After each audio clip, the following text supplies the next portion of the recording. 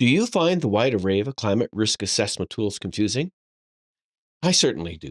And I've watched many presentations and received countless promotions from folks who are telling me they have the one and only true answer to my climate risk questions.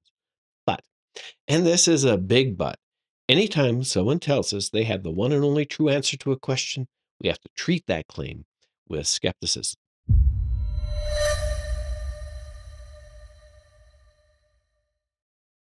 We need to be careful about accepting any claim that a new tool eliminates the need for analysis or critical thinking. Or even worse, that it provides the one and only correct answer and that any other method is flawed. There's no such thing as the perfect assessment tool. We only have tools that are good enough for the questions we're trying to answer at the moment. Different tools, different questions, different objectives, different methods.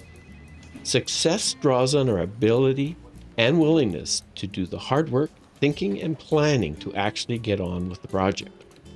Every climate risk assessment starts with a question. This question forms the basis for all of our work. And when we forget this, we start to focus on process rather than actually answering the question. It's like we want the perfect hammer, but have lost sight of the project that needs that hammer. I have firsthand experience with this.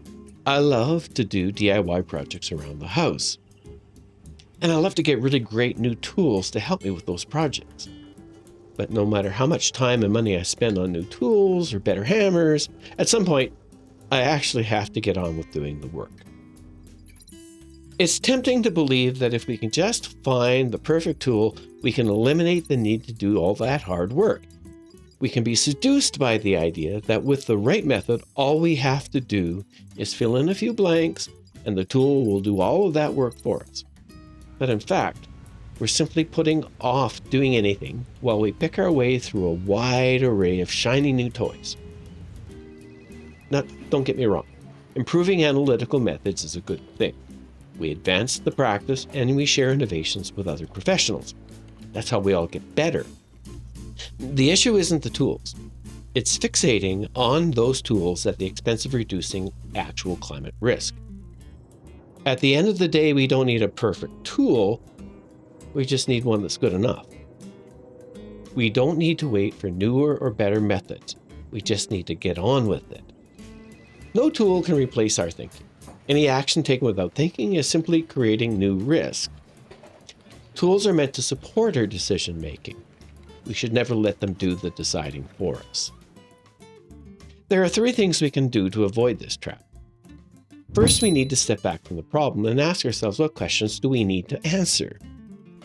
Talk to the system owner and get a firm handle on what they need to know.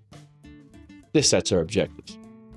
Second, select methods that are tailored to those objectives. Different approaches have different strengths. Select a method that is best suited to the objectives of the assessment. Third, get on with it. No tool is perfect, but doing nothing while waiting for perfection is a cop-out. It kicks the problem down the road and leaves it all exposed to climate risk. While the current assessment may not be perfect, it moves the needle. We can always revisit the question with a renewed focus as climate change data and analysis evolves. Thanks for joining me in this video presentation. If you wish to learn more, I've linked some of our other videos above. Until next time.